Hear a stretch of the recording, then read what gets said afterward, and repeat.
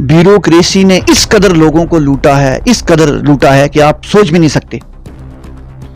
पहले थानों में ये लोगों से 2-4-5 हज़ार रुपया लेके तो केस रफा दफा करते थे या कुछ। आज आप यकीन नहीं मानोगे कि एक एक मुंशी 50-50 हज़ार और लाख रुपया ले रहा है। और आप पंचायतों का हाल देखो, आप पंचायतों का हाल देखो। आप, मैं कहता हूं कि थाने के मुंशियों की आप प्रॉपर्टी चेक कीजिए, करोड़ों रुपए की प्रॉपर्टी है उनकी। हॉस्पिटल के अंदर इल्जामात लगाए जा रहे थे पिछले दिनों से, हमने देखा, आपने भी देखा होगा सोशल मीडिया पे। अक्सर बेशतर लोगों का कहना है कि हम हॉस्पिटल के अंदर जो है करप्शन चलती है, डॉक्टर्स पैसे लेते हैं, स्टाफ नर्स जो है पैसे लेती हैं, ये लोग इल्जाम लगाते हैं। उसके बाद में कहा जाता है कि ऑपरेशन जब लोग करवाते हैं, तो हमने अक्सर न्यूज में देखा, सोशल मीडिया पे देखा कि जो डॉक्टर्स हैं वो भी ऑपरेशन के लोगों से पैसे लेते हैं। और बेहोशी का डॉक्टर है, उसकी भी हमने लास्ट पिछले दिनों न्यूज देखी, एनेस्थीसिया, कि वो भी जो है लोगों से करप्शन लेते हैं। बिल्कुल सच बात है। देखो सुनो मेरी बात, हमसे शायद नहीं लेंगे, डरेंगे, लेकिन जो हमारे रिश्तेदार हैं उन्होंने कहा इंतजिया वाले ने हमसे 1000 रुपया लिया।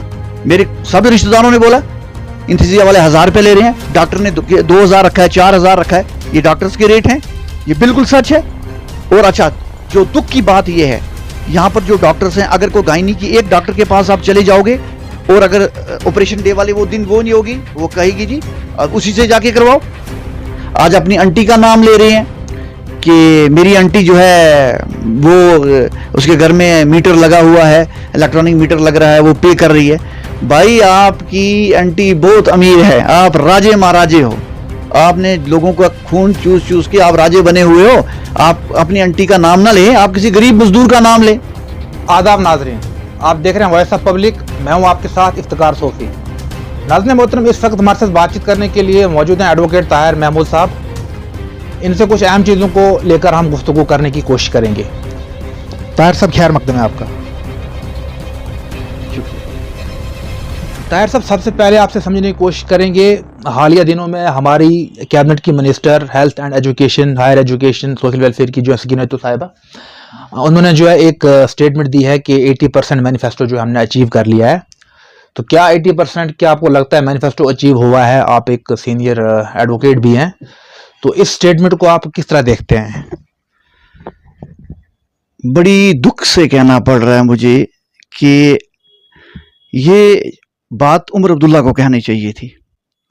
अब अपने जो गुनाह है वो दूसरे मिनिस्टर पर डाल के और अपनी जुबान उसको दे रहे हैं, वो बोल रही है, ये तो बहुत गलत बात है। मैं उमर साहब से ये कहना चाहता हूँ कि लोगों की बहुत बड़ी आप पे उम्मीदें थी, क्योंकि फारूक साहब पर अब लोग जो ट्रस्ट करना छोड़ गए थे, क्योंकि उनकी स्टेटमेंट्स भी झूठ पर मबनी थी। तो यूथ को एक उम्मीद थी कि शायद उमर अब्दुल्ला जो है ये सच बोलते हैं और जो बात कहते हैं वो करते हैं। तो आप एक बिल्कुल लेमैन जो बिल्कुल सियासत को नहीं जानता है, उससे भी अगर पूछेंगे कि जो इनके मैनिफेस्टो थे क्या वो पूरे हुए हैं, तो अगर सकीना एक तो उनको किसी एक मजदूर को भी बोलेगी कि हमने जो 80% जो अपना जो मैनिफेस्टो है वो पूरा कर दिया, तो वो भी हंसेगा, उसको मजाक लगेगा। तो ये जम्मू कश्मीर के लोग हैं, बड़े संजीदा लोग हैं, ये हिंदुस्तान का ताज है, अल्लाह ने इनको शक्ल सूरत जहन दिया हुआ है, ये समझते हैं सब कुछ। तो ये झूठी सियासत मत करें। हम नहीं बोलेंगे, इनकी अपनी पार्टी से हमारे 2 जो ऑनरेबल एमपीज हैं वो उनकी स्टेटमेंट्स आप सुन लें।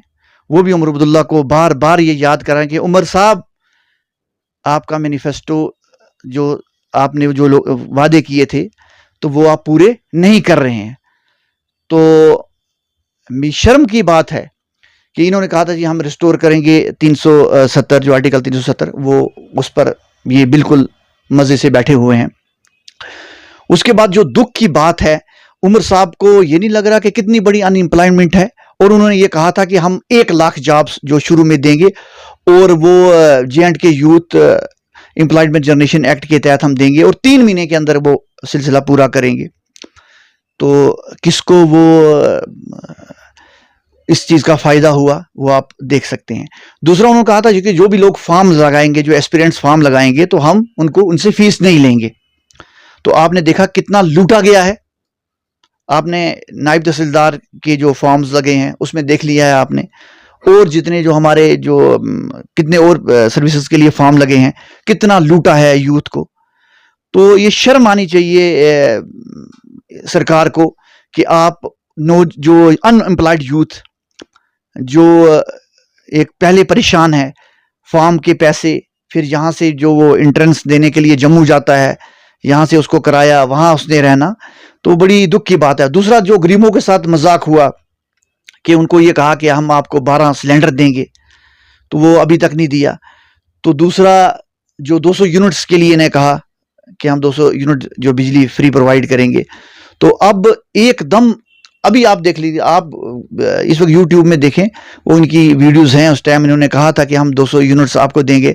आज एकदम इनकी स्टेटमेंट चेंज है। आज अपनी आंटी का नाम ले रहे हैं कि मेरी आंटी जो है वो उसके घर में मीटर लगा हुआ है, इलेक्ट्रॉनिक मीटर लग रहा है, वो पे कर रही है। भाई, आपकी आंटी बहुत अमीर है, आप राजे महाराजे हो, आपने लोगों का खून चूस चूस के आप राजे बने हुए हो। आप अपनी आंटी का नाम ना लें, आप किसी गरीब मजदूर का नाम लें कि फलाना गरीब मजदूर है, वो उसके घर में इलेक्ट्रॉनिक मीटर लगा, वो पे करे, तो चलो कोई जायज बात बनती है। दूसरा, इन्होंने कहा था कि जी हम इंक्रीज करेंगे जो मेडिकल अलाउंसेस, जो पेंशनर्स का, हमारे काफ़ी बुजुर्ग लोग हैं, वो इंश्योरेंस भी नहीं करवा सकते, मेडिकल इंश्योरेंस भी नहीं करा सकते क्योंकि उनकी वो इंस्टॉलमेंट प्रीमियम ज़्यादा बनता है, उसके लिए भी नहीं करा। दूसरा, सबसे बड़ा जो धोखा किया इन्होंने कश्मीरी पंडित्स के लिए, कोई कोशिश नहीं की कि वो उनको रिटर्न के लिए उनका कोई सिलसिला चलाएं। तो उसके बाद इन्होंने कहा जी हम रिपील करेंगे APSA को, वो भी नहीं कहा किया इन्होंने। एक नौजवान MLA जो हमारा, जो एक ग्राउंड लेवल से आया था, जो एक नौजवानों की आवाज़ थी, तो उसकी आवाज़ को इसी PSA ने बंद कर दिया, वो आपने देख लिया है। तो वो भी ये नहीं कर सकते, शायद जानबूझ के रखा हुआ है ये इन्होंने। तो दूसरा, इन्होंने कहा था जो पॉलिटिकल प्रिजनर्स हैं उनकी रिहाई के लिए कुछ करेंगे। कितने हमारे नौजवान हैं जो इस वक्त जेलों में बंद हैं और कोई उनकी ट्रायल भी नहीं चल रही है। चलो, किसी से छोटी मोटी गलती हो जाती है ये, तो उसके लिए इनको कोशिश करनी चाहिए। तो वो नौजवान जो इस वक्त सड़ रहे हैं, कि किसी माँ का एक ही बेटा है और वो जेल में सड़ रहा है, तो उस पर भी इन्होंने कोई बात नहीं की। तो इनको इस वक्त जो फिक्र है, सिर्फ अपनी फिक्र है कि हमारी तनख्वाह जो है वो 3 लाख हो जाए, 5 लाख हो जाए, हमारे MLAs की तनख्वाह बढ़ जाए, हमें गाड़ियां हो जाएं, हमें हाउसिंग लोन मिल जाए। अपनी फिक्र है, लेकिन किसी भी गरीब की कोई फिक्र नहीं है। इनकी सरकार झूठ पे टिकी हुई है और इंशाल्लाह ये बहुत जल्दी गिरेगी और दिखेगी नहीं आपको। ये मैं आपको कह रहा हूँ। ये इन्होंने शायद सेंटर से झूठ सीख लिया है। जो इंसान झूठों के साथ रहता है तो झूठ ही सीखता है, तो इन्होंने झूठ सीख लिया है। तो मुझे नहीं लग रहा कि इन्होंने कोई हमारे साथ इंसाफ किया है। अल्लाह देख रहा है ऊपर, इंशाल्लाह बहुत जल्दी ये गिरेंगे क्योंकि ये अपने वादों पर खरे नहीं उतरे। ताहिर साहब, आप क्या समझते हैं, जहां तक करप्शन फ्री जम्मू कश्मीर को लेके वादे किए जाते हैं, दावे किए जाते हैं कि जम्मू कश्मीर जो करप्शन मुक्त है, इस पे आपसे हम जानने की कोशिश करेंगे। क्या आपको लगता है 1 साल में या फिर आर्टिकल 370 और 35A के एब्रोगेशन के बाद क्या चेंज आया करप्शन में? आर्टिकल 370 की एब्रोगेशन के बाद बहुत करप्शन राइज हुई है। ब्यूरोक्रेसी ने इस कदर लोगों को लूटा है, इस कदर लूटा है कि आप सोच भी नहीं सकते। पहले थानों में ये लोगों से 2, 4, 5 हज़ार रुपया लेके तो केस रफा दफा करते थे या कुछ। आज आप यकीन नहीं मानोगे कि एक मुंशी 50-50 हज़ार और लाख रुपया ले रहा है।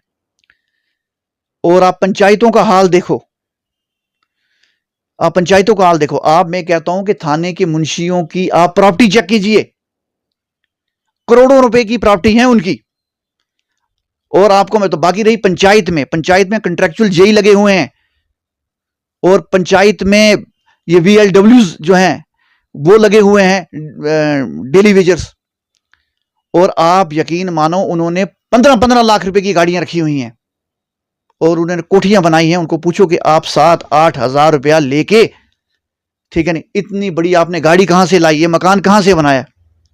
तो इस वक्त इतना, और गरीबों पर इतना जुल्म है कि आप अब यहां पर आप देख लेंगे, इन पिछले दिनों कितने जो एम्प्लॉय हैं वो जो रेड हैंडेड पकड़े गए हैं। तो अगर मैं कहता हूं विजिलेंस कोशिश करे, वो भी इतनी जान नहीं मार रही, वो भी इतनी एक्सरसाइज नहीं कर रही, दूसरा हमारे लोग भी डरे रहते हैं। तो ये छोटी मछलियां पकड़ते हैं, इनको पूछो कि जो बड़ी मछलियां ऊपर बैठ के जो इतना माल इकट्ठा करके जो ले जाते हैं, उन बड़ी मछलियों को पकड़ो। छोटी मछली तो आसानी से पकड़ी जाती है। तो इस वक्त आप यकीन नहीं माने, करप्शन इस लेवल की है कि आप सोच भी नहीं सकते। आप हॉस्पिटल्स का हाल देखें, यहां पर रोगी कल्याण समिति इन्होंने बनाई हुई है, उसमें आप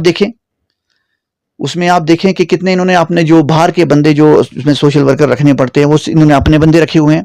हमारे वहां पर एमएलए साहब जाते हैं, वो भी मेंबर हैं वहां के, वो भी जाते हैं वहां पर, और लाखों रुपए हमारे हॉस्पिटल्स में आते हैं। और दवाइयां जो है वो फ्री देनी होती हैं, कुछ दवाइयां देते हैं, कुछ नहीं देते। और आप यकीन मानो कि लाखों करोड़ों रुपए आते हैं। आप इनकी बेडशीट्स का हाल देखो, आप इनके गद्दे जाके चेक करो। तो हमारे यहाँ एमएलए साहब हैं या और हमारे जो ब्यूरोक्रेट्स हैं, वो जाते हैं, जाके सुप्रिटेंडेंट के ऑफिस में बैठते हैं या जाके सीएमओ के ऑफिस में बैठेंगे। आप यकीन नहीं मानोगे, मैं एक दिन हॉस्पिटल में गया, मैंने देखा कि सामने जो वहां पर बोर्ड लगा है हॉस्पिटल का, वहां डायपर लटक रहा है। आप अगर चिल्ड्रन वार्ड में जाओ, तीसरे नंबर पर जो 3rd फ्लोर है इसका इमरजेंसी का, वहां पर बच्चों का वार्ड है और वहां पर कोई बाथरूम नहीं है।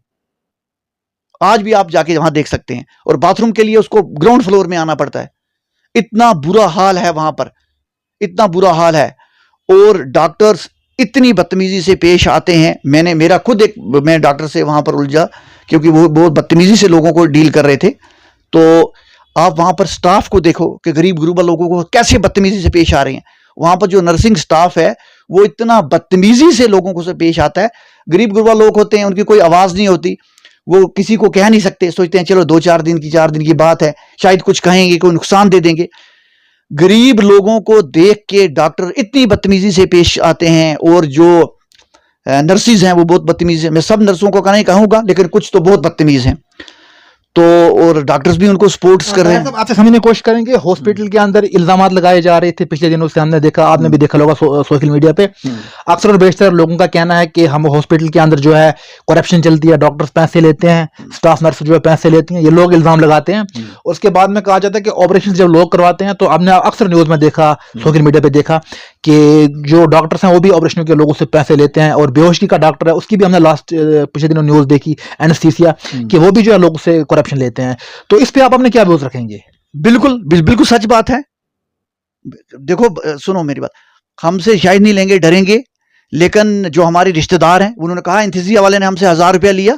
मेरे सब रिश्तेदारों ने बोला इंथीसिया वाले 1000 रुपया ले रहे हैं, डॉक्टर ने 2000 रखा है, 4000 रखा है, ये डॉक्टर्स के रेट हैं। ये बिल्कुल सच है। और अच्छा, जो दुख की बात यह है, यहां पर जो डॉक्टर्स हैं, अगर कोई गायनी की एक डॉक्टर के पास आप चले जाओगे, और अगर ऑपरेशन डे वाले वो दिन वो नहीं होगी, तो वो कहेगी जी अब उसी से जाके करवाओ। अगर कोई इमरजेंसी हो जाती है, तो उस लेडी को पैन हो जाता है, तो उस दिन अब वो उसने कॉपी बनाई हुई है जो एक डॉक्टर की, तो दूसरी कहती है मैं आपका ऑपरेशन क्यों करूंगी। और बदकिस्मती ये है कि अब जो जितनी लेडीज हैं वो क्या कर रही हैं, यहाँ पर 3 या 4 डॉक्टर्स हैं, 3-4 डॉक्टर्स की कॉपीज बना रही हैं और सबको जाके चेक करा रही हैं। शायद जब डिलीवरी के टाइम ये ना हुई, चलो उसको बोलेंगे ये आप हैं। ऐसे ये इस तरीके से जो गरीब लोग वो जो लूटे जा रहे हैं। तो मैं कहता हूं कि इस हॉस्पिटल में इतना बड़ा जुल्म हो रहा है। और आपको पता ही है पिछले दिनों में जो डेथ हुई है, तो मैं उसको मेडिकल सुपरिटेंडेंट का इंटरव्यू सुन रहा था, तो वो कहते हैं जी उसको हार्ट अटैक हो गया। तो हार्ट अटैक कैसे हुआ? हार्ट अटैक क्या ऐसे क्या हुआ? आपने ईसीजी करवाई होगी। देखो कोई भी ऑपरेट कराने से पहले ईसीजी होती है, बाकी तमाम टेस्ट होते हैं, उसके बाद ऑपरेट किया जाता है। तो अगर उसकी पहले ईसीजी नॉर्मल थी, उसको बीपी नहीं था, तो कैसे उसको बीपी रेज हुआ या उसको कैसे वो हार्ट अटैक हो गया? तो नेग्लिजेंस तो शो होती है। तो मैं कहता हूं कि बहुत दुख होता है मुझे कि यहाँ पर जो हमारी जो अवाम है बहुत शरीफ है, और हमारी अवाम बहुत शरीफ है, और हमारी लीडरशिप पर रहती है। और हमारी लीडरशिप तो एक ही काम करती है, कंप्रोमाइज करवाने का। ले दे के यहाँ पर कंप्रोमाइज हो जाता है। यहाँ पिछले दिनों में एक बच्चा मरा था, उन फैमिली ने बड़ा शोर किया था, तो बाद में इन्होंने ये हमारे जो है, अब मैं क्यों कहूँ, लीडर भी कहने की शर्म की बात है, हम लीडर भी नहीं कह सकते। तो ये लोग गरीब लोगों के साथ बहुत है। मैं कहता हूँ कि एक गरीब लोगों को मिलकर एक एजुटेशन शुरू करनी चाहिए, ठीक है नहीं, इन दलाल लोगों से निकलो बाहर। और आज दूसरा बात यह है कि अब ये मैनिफेस्टो की बात कर रहे हैं 80% की, मैं कहता हूँ इनके एमएलए जो हैं यहाँ पर, आप मुझे बताएं, एजाज जान साहब जो है हमारे इस हॉस्पिटल में जाते हैं, कभी उन्होंने गधा उठा के देखा है? वो जाएं गायनी वार्ड में, गधे उठा के देखें, फटे हुए गधे और ब्लीडिंग से भरे हुए। बाथरूम्स की क्या हाल है, इतने गंदे बाथरूम, शायद मुझे नहीं लगता कि ऐसे गंदे बाथरूम कहीं भी होंगे। तो बाथरूम में कभी जाते आपने इनको देखा है? तो उसके बाद इनको नहीं पता हमें कितनी डॉक्टर्स की कमी है यहाँ पर। हमारे यहाँ पर स्किन का डॉक्टर नहीं है, हमारा आई का जो आई स्पेशलिस्ट यहाँ पर नहीं है। डॉक्टर बल्ला था, वो रिटायर हो गए हैं, तो वो आजकल वो खुद ठीक नहीं रहते या इधर उधर चले जाते हैं, लोगों को यहाँ से रजौरी जाना पड़ता है। तो एजाज जान को नहीं लगता कि यहाँ पर कितने डॉक्टर्स की जरूरत है, यहाँ कार्डियो की जरूरत है। अच्छा, आप सबसे बड़ा दुख मुझे लगा, मैं उसी रात सो ही नहीं सका। यहाँ पर वो जो लेडी रात को यहाँ पर तड़प तड़प के मर गई और वेंटिलेटर का जो ऑपरेटर वो नहीं था। मुझे उसकी पूरी रात नींद नहीं आई, आप यकीन नहीं माने।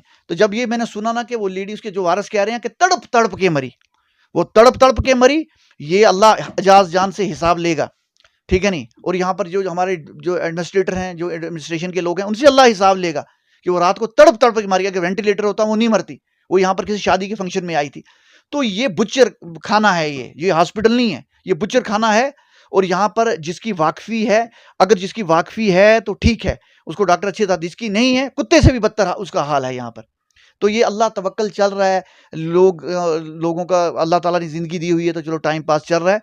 बाकी इस हॉस्पिटल की बहुत बुरी हाल है, कोई इसके बारे में नहीं सोचता, सब अपनी सेटिंग में लगे हुए हैं। बाकी मैं उसमें क्या कर सकता हूँ, ये बहुत, मुझे इस चीज़ का बहुत अफसोस है। ताहिर साहब शुक्रिया आपका। आपका भी बहुत बहुत शुक्रिया कि आपने आए और अच्छे मौजू पर जो है हमसे बात करवाई। तो इंशाल्लाह आप ऐसे मैं चाहता हूँ कि आप ऐसे जो मुद्दे हैं, जो गरीब गुरबा लोगों के मुद्दे हैं, वो आगे हमारे पास लाएं, तो इंशाल्लाह हम इस पर बात करेंगे। शुक्रिया। नाज़रीन मोहतरम, से बातचीत कर रहे थे एडवोकेट ताहिर महमूद साहब। अहम चीज़ों को लेके हमने इनसे गुफ्तगू की। आपकी क्या राय इस इंटरव्यू के बारे में कमेंट बॉक्स में अपनी राय से हमें ज़रूर नवाजिएगा। मज़ीद अपडेट्स के लिए आप देखते रहें वॉइस ऑफ पब्लिक। दीजिएगा मुझे इजाज़त। खुदा हाफिज़।